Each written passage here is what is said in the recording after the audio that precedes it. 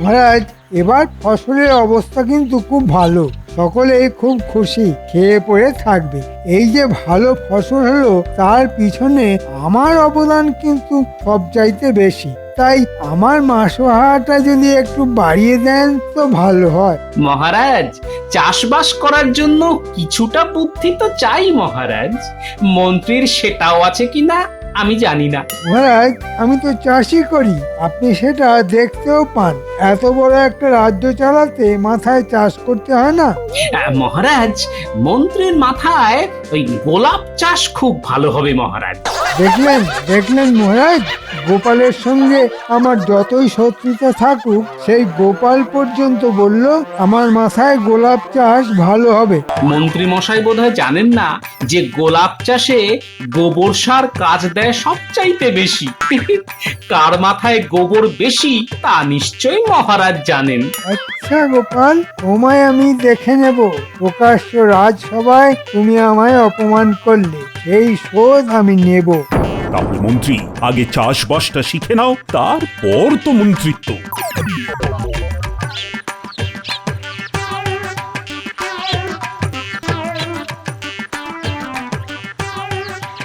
আমার এই সামান্য জমি একটু কলমি শাক চাষ করছি, বেশ ভালো ফলন হয়েছে। এর থেকে খানিকটা গোপাল দাদাকে দিয়ে আসি গিয়ে।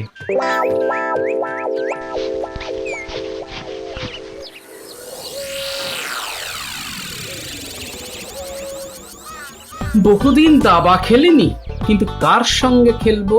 ধুস, কবে যে গুলটে পুঁটিরা বড় হবে দাবা খেলতে পারবে কে জানে বাবা।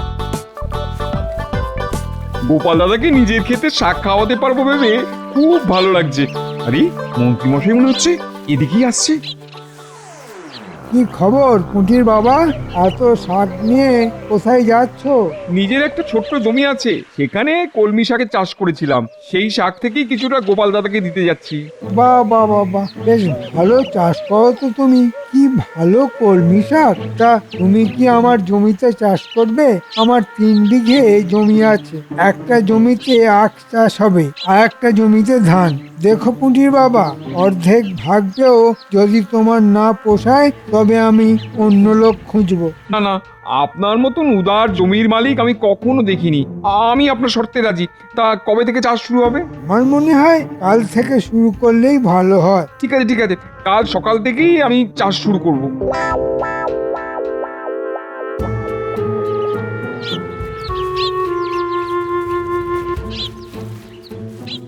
আরে এসো এসো এসো পুটির বাবা, সঙ্গে করে কি এনেছো? আগে আমার এক টুকরো জলা জমি আছে, তুমি তো জানো, সেখানকার কলমি শাক আজ তুলেছি, আর তার থেকে খানিকটা তোমাকে দিয়ে গেলাম গোপাল দাদা। তা বেশ করেছো বেশ করেছো, বেশ জমিয়ে আজ খাবো বুঝলে। তা হবে নাকি এক হাত দাবা? হ্যাঁ হ্যাঁ, হবে হবে। তবে তার আগে একটা কথা বলে নি। রাস্তায় মন্ত্রী মশাইয়ের সঙ্গে দেখা হয়েছিল, তিনি বললেন তার জমিতে চাষ করতে। আমার হাতে এখন কোনো কাজ নেই, তাই রাজি হয়ে গেলাম। ঠিক করেছি তো? হাতে যখন কোনো কাজ নেই তখন যা করবে সেটাই ঠিক। তবে হ্যাঁ, তবে মন্ত্রীকে তো আমি চিনি, একটু সাবধানে দরদাম করে নিও কেমন?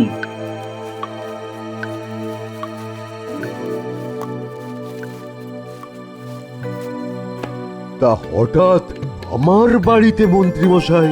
বাড়িতে কি কেউ অসুস্থ হয়েছে নাকি? না, ঠিক তা নয়, আমার কিছু হয়নি। আসলে আপনি তো জানেন মহারাজ আমায় চাষবাস করতে বলেছেন, তাই চাষ সম্পর্কে কিছু জানতে আসলাম। আমি চাষের কি জানি? আমি তো মানুষের ওই অসুখ করলে ওষুধ দিতে পারি, তার চাইতে বেশি কিছু তো আমি জানিই না। দেখো বৈদ্য, আমার অসুখ করলে যেমন তুমি ওষুধ দাও, তেমনি ফসলকে তাগড়াই বানাতে গেলে কিছু ওষুধ তো লাগবেই, তাই না? আমি তোমার প্রশ্নের মাথা মুন্ডু তো কিছুই বুঝতে পারছি না। তোমার মাথায় কি গোবর আছে? হ্যাঁ, আমার কথা বুঝতেই পারছো না? কার মাথায় গোবর আছে আর কার মাথায় ঘিলু আছে সেটা তো আমরা জানি। সব গোপালের ষড়যন্ত্র, নইলে তুমি আবার আমাকে অপমান করার সাহস দেখাও। বলছি বারবার আমাকে তাগড়াই একটা ওষুধ দেওয়ার জন্য, তা দিচ্ছই না। আর কিছু না হোক আঙুরের রস তো দিতে পারো। এ খাবে তুমি না ফসল? আমি কিন্তু নিজের হাতে দিতে পারবো না, তুমি নিজে খাও বা ছড়াও বা গাছকে খাওয়াও, গোবরের সঙ্গে মিশিয়ে খাও, আমার কিছু বলার নেই। তবে আমি নিজের হাতে দিতে পারবো না। সব গোপালের ষড়যন্ত্র। হ্যাঁ, ষড়যন্ত্র কেন, 32 যন্ত্র। এই আমি ওষুধ নিয়ে গেলাম। যখন এই আগগুলো পালোয়ান হবে, তখন কিন্তু চাইতে শোনা আবার।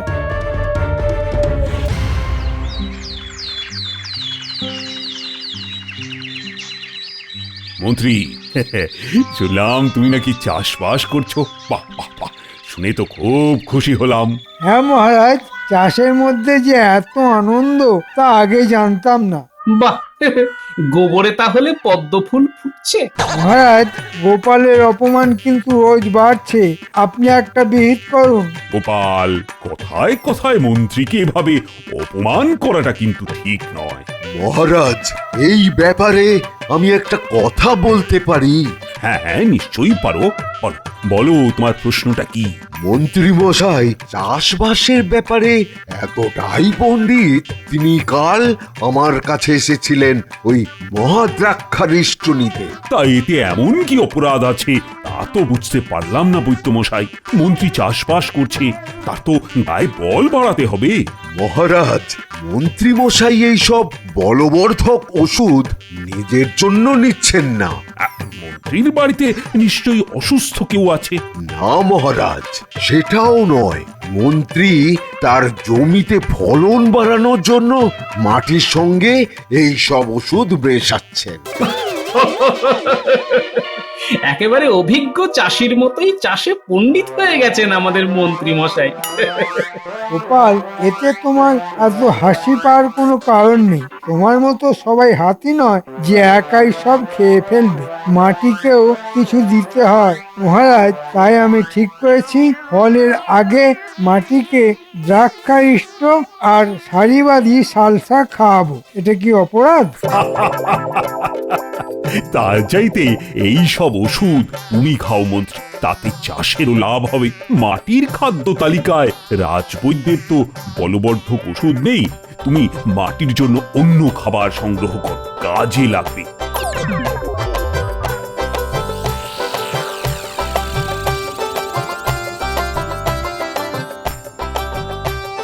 কোন পাল্লায় পড়লাম গোপাল দাদা, আমি তো পাগল হয়ে যাব। কাজটা হাতে নেওয়ার আগে তো আমার সঙ্গে পরামর্শ করনি। এখন কি আর করা যাবে বলো? তা বলে মাটিতে বলবর্ধক ওষুধ দেবো? যা মানুষের খাওয়া উচিত তা খাবে মাটি? এটা মেনে নেওয়া যায়? নিতে হবে, তবে সাবধানে থাকবে। মন্ত্রী মশাই লোকটা কিন্তু খুব সুবিধের নয়, বুঝলে? এখন অপেক্ষা করতে হবে কবে ধানের শীষ আসে, আখ কাটার সময় না আসে।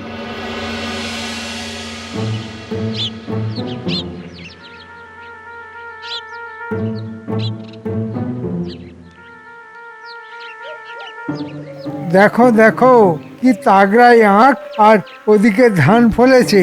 আর তোমাদের গোপাল আমাকে চাষি বলে মানতেই চায় না। তুমি বলো পুঁটির বাবা, কত পরিশ্রম করেছি এই চাষ করার জন্যে, নইলে এই ফলন হতো? না না, তা হতো না। ভাগ্যিস আপনি এই সময়টা ঘুমিয়ে কাটিয়ে দিলেন, নইলে কি যে হতো কে জানে। আপনি মাঝে মধ্যে এখানে না আসলে ফলন আরো ভালো হতো। এবার তো ভাগাভাগিটা সেরে নিতে হবে, তাই না? হ্যাঁ, সেটার খুব দরকার। দেখো, তোমার সঙ্গে আমার যে সম্পর্ক, তাতে আমি খুশি হয়ে তোমাকে আখের ডগার দিকগুলি দিলাম। দেখো আমি কত দয়ালু, ডগার ভাগ তোমাকেই ছেড়ে দিলাম। কেমন, খুশি তো? আগে মন্ত্রীমশাই, আপনি সত্যিই খুব দয়ালু। নিজে খারাপ দিকটা নিয়ে আমায় ভালো দিকটা দিলেন। তাহলে ধানের ভাগ কি করে হবে? কেন, আখের ক্ষেত্রে যা হয়েছিল ঠিক তার উল্টোটা হবে। আমি নেব ডগার দিক আর তুমি নেবে গোড়ার দিক। কি ভালো হলো না? ঠিকই বলেছেন। আমি কেন সবসময় ডগার দিক নেবো? ধানের ক্ষেত্রে আপনি ডগার দিকটা নিন, তাহলে আমাদের মধ্যে আর কোনো গোল বাঁধবার সম্ভাবনা নেই।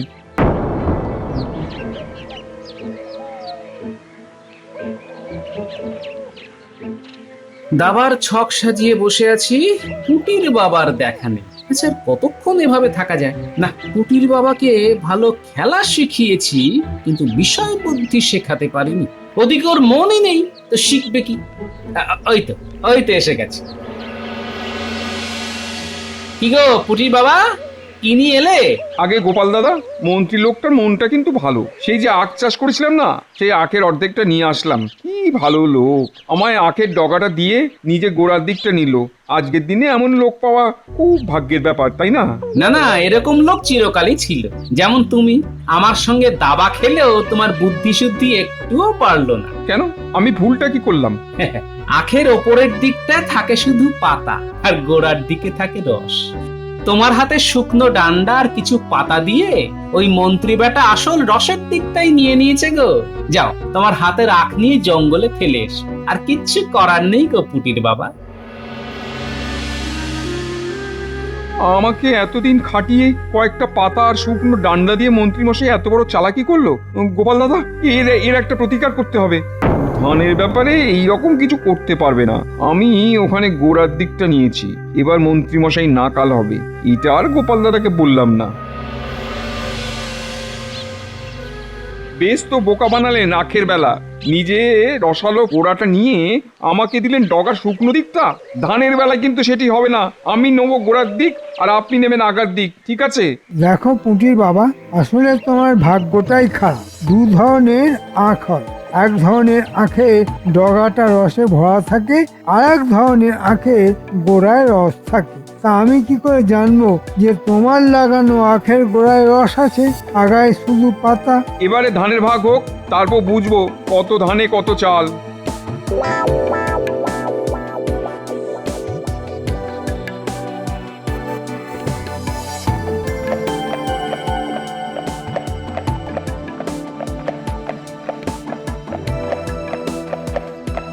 আজ পুটির বাবা ধানের ভাগ নিয়ে আসবে, দেখি মন্ত্রী ওকে কতটা ঠকায়। তারপর তো আমি আছি। এমন একটা বুদ্ধি ঠিক বেরিয়ে যাবে যখন মন্ত্রী আর পালিয়ে বাঁচবেন। এই, বলতে না বলতে পুটির বাবা হাজির। তাও পুটির বাবা, ধান ভাগ হলো? আগে মন্ত্রী মশাইকে দিয়েছি মুখের মতন জবাব। একেবারে গোড়ার দিকে ধান সব নিয়ে এসেছি গোপাল দাদা। মন্ত্রী কেঁদে কুল পাবে না। ঠিক যা ভেবেছিলাম তাই হয়েছে। পুটির বাবা, তুমি পেয়েছো খড়ের দিকটা, আর মন্ত্রী পেয়েছে ধানের শীষের দিকটা। যে শীষ থেকে ধান হয়। আর তুমি পেয়েছো সেদিকটা যা গরু ছাড়া আর কেউ খায় না। এইভাবে মন্ত্রী আমাকে ঠকিয়ে দিল। এত দিনের পরিশ্রম আমার জলে গেল। কত কষ্ট করে এই ফসল আমি ফলিয়েছি। জলে কিছুই যায়নি পুটির বাবা, আমার উপর আস্থা রাখো। একদিন না একদিন এমন একটা বুদ্ধি বার করব যে মন্ত্রী একেবারে কেঁদে কুল পাবে না। হ্যাঁ,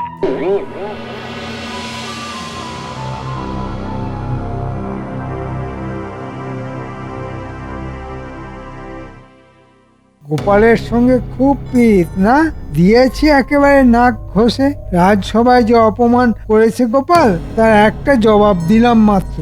গোপালকে যদি না দিতে পারি, তাই গোপালের প্রাণের সখা পুঁটির বাবার ওপর দিয়েই দিলাম। গোপাল জানুক, দেখি ও কি করে।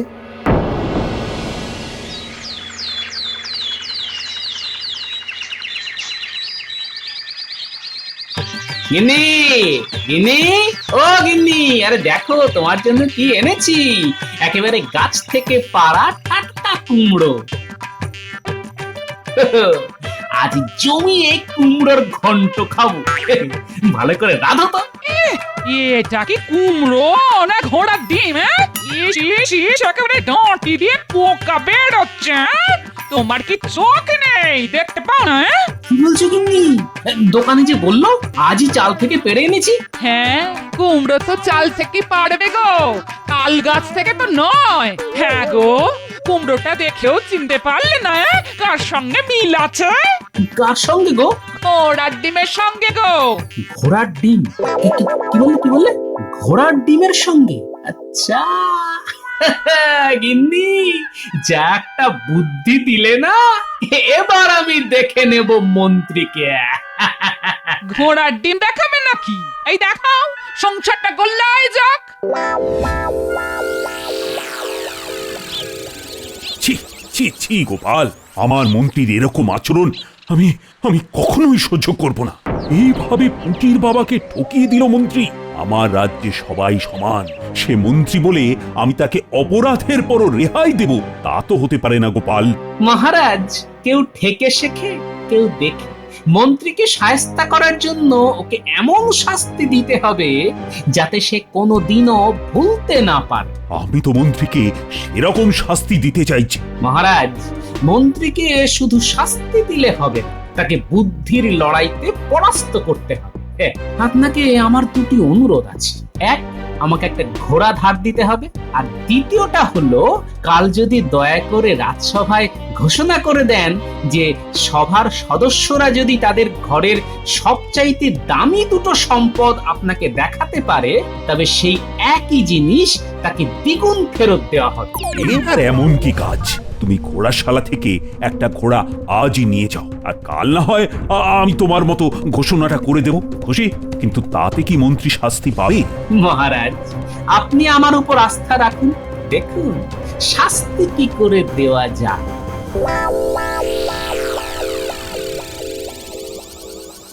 সাদা রং এনেছিস গুলটে? হ্যাঁ, নিয়ে এসেছি। এই দেখ না। দাদু কি বলে গেছে শুনেছিস তো? এই কুমড়োটাকে এমন ভাবে সাদা রং করতে হবে যেন বোঝাই না যায় যে এটা একটা কুমড়ো। হ্যাঁ রে বাবা, এভাবেই করছি। দাদু নিজেই চিনতে পারবে না যে এটা আগে কুমড়ো ছিল।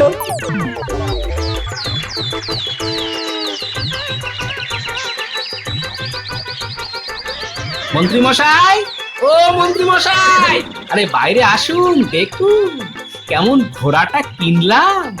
মন্ত্রী মশাই, ঘোড়ায় চড়ে এসেছে, মানে গোপাল ঘোড়া কিনেছে? অবাক কাণ্ড! এত মোহর ও পেলো কোথা থেকে?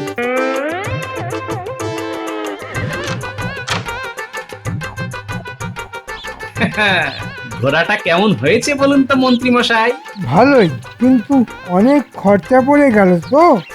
হ্যাঁ, তা একটু তো পড়বেই। আমি দামি ঘোড়াটা একটু বেশি দাম দিয়ে কিনলাম, বুঝলেন। চড়বো যখন তখন ভালো ঘোড়াতেই চড়বো। হ্যাঁ হ্যাঁ, তা ভালোই গোপাল। এরকম একটা ঘোড়া কেনার খুব ইচ্ছে আমার আছে। কোথায় পাওয়া যাবে বলো তো? কেন? ও তো শেখ আলমের কাছে। তার ঘোড়াশালাটা একদম নগরের পূব দিকে, বুঝলেন।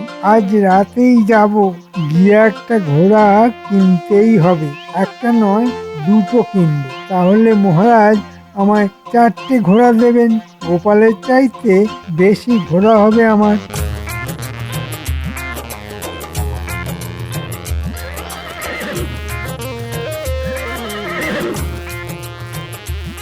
আরে ভাই গোপাল, তুমি আমার দোকানে ঘোড়া কিনবে? ভাই, তোমার ঘোড়াই মহারাজের সবচাইতে পছন্দের। আজ আমার একটা উপকার করতে হবে ভাই। আমাদের মন্ত্রী আজ তোমার কাছে আসবে ঘোড়া কিনতে, কিন্তু মন্ত্রীর তেমন মোহর নেই। মন্ত্রীকে একটু বেকুব বানাও। তুমি লুকিয়ে থাকো। এই আমি দাড়ি আর জোব্বা পরে শেখ আলম হলাম, আর এই কোণে আমি একটা জিনিস রাখলাম। আরে ঠিক আছে ঠিক আছে, তুমি মন্ত্রীর সঙ্গে যত খুশি মজা করো, আমিও দেখে মজা পাবো। এই দেখো আমার ছদ্মবেশ। মন্ত্রী চিনতে পারবে না তো? আরে মন্ত্রী তো কোন ছাড়, তোমার বিবিও তোমাকে চিনতে পারবে না। হ্যাঁ শেখ আলম, ও শেখ আলম, আছো নাকি? হ্যাঁ, আমি শেখ আলম। কি চাই বলুন? আমি দুটো ঘোড়া কিনবো। ভালো ঘোড়া আছে তো? আমার কাছে যেসব ঘোড়া আছে তার সবকটাই আরবি ঘোড়া, অনেক দাম পড়বে। এই ধরুন, এক একটা ঘোড়া 5,000 সোনার মোহর। এত মোহর তো আমার কাছে নেই। তাহলে একটা কাজ করুন, আমার কাছে একটা ঘোড়ার ডিম আছে, তার ভেতরে আছে দুটো ঘোড়া। আপনি ডিমটা নিয়ে যান, কালকেই ডিম ভেঙে বাচ্চা বের হবে, সস্তায় দিয়ে দেবো, মাত্র 5 মোহর। দাও দাও, এক্ষুনি দাও। এই নিন, যত্ন করে রাখবেন, ভাঙবেন না যেন।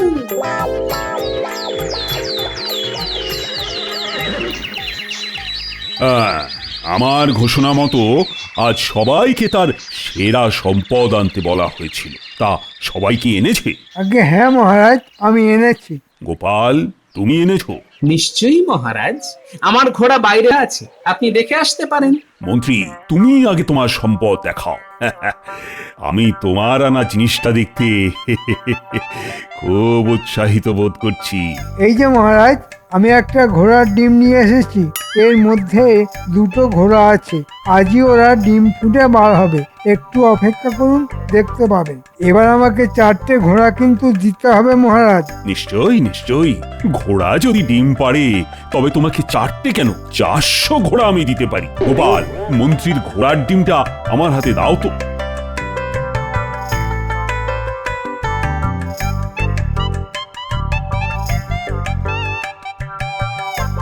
এই নিন মহারাজ, মন্ত্রীর বহু মূল্যবান ঘোড়ার ডিম। গোপাল, এবার পুঁটির বাবাকে ডাকো, আমার দরকার আছে। শোনো পুঁটির বাবা, মন্ত্রীর মাথায় এই ঘোড়ার ডিমটা ভাঙো।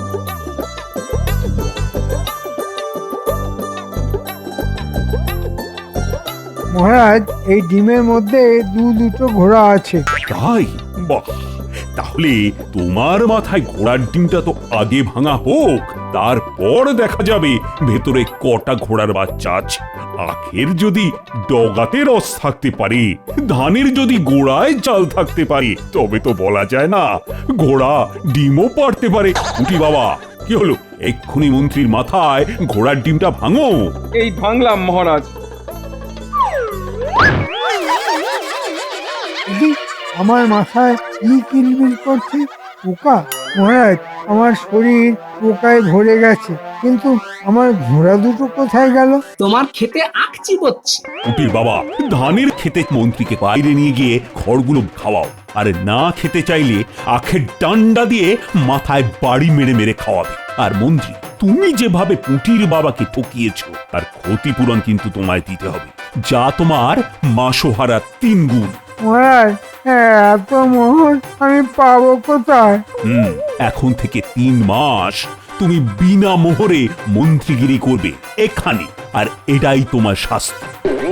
কুটির বাবা, তুমি মন্ত্রী মশাইকে আদর করে খাওয়াও, যত্নের যেন কোনো ত্রুটি না হয়। মন্ত্রী মশাই, নিন, ভালো করে খড় চিবিয়ে খান। আমি বরঞ্চ আপনাকে একটা ছড়া শোনাই। মন্ত্রী মশাই, মস্ত পাজির ডিম, লোক ঠকালেই খেতে হবে যমজ ঘোড়ার ডিম।